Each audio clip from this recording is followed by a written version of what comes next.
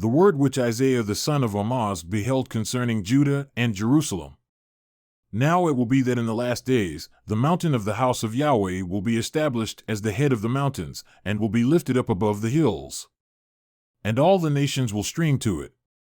And many peoples will come and say, Come, let us go up to the mountain of Yahweh, to the house of the God of Jacob, that he may instruct us from his ways, and that we may walk in his paths. For from Zion the law will go forth, and the word of Yahweh from Jerusalem. And he will judge between the nations, and will render decisions for many peoples. And they will hammer their swords into plowshares, and their spears into pruning hooks.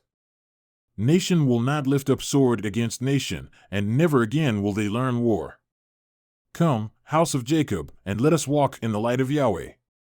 For you have abandoned your people, the house of Jacob, because they are filled with influences from the east, and they are soothsayers like the Philistines, and they strike bargains with the children of foreigners. Their land has also been filled with silver and gold, and there is no end to their treasures. Their land has also been filled with horses, and there is no end to their chariots. Their land has also been filled with idols. They worship the work of their hands, that which their fingers have made. So the common man has been bowed down, and the man of importance has been made low, but do not forgive them. Enter the rock and hide in the dust, from the dread of Yahweh and from the splendor of his majesty. The lofty look of man will be made low, and the men made high will be bowed down, and Yahweh alone will be exalted in that day. For Yahweh of hosts will have a day of reckoning against everyone who is proud and high, and against everyone who is lifted up, that he may be made low.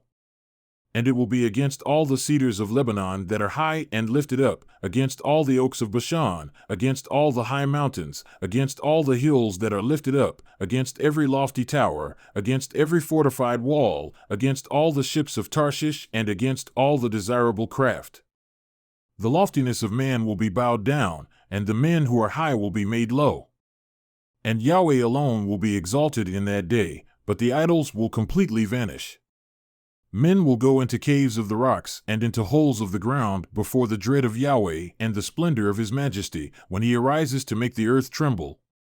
In that day, men will cast away to the moles and the bats their idols of silver and their idols of gold, which they made for themselves to worship, in order to go into the caverns of the rocks and the clefts of the cliffs before the dread of Yahweh and the splendor of his majesty, when he arises to make the earth tremble. Stop regarding man, whose breath of life is in his nostrils. For why should he be esteemed?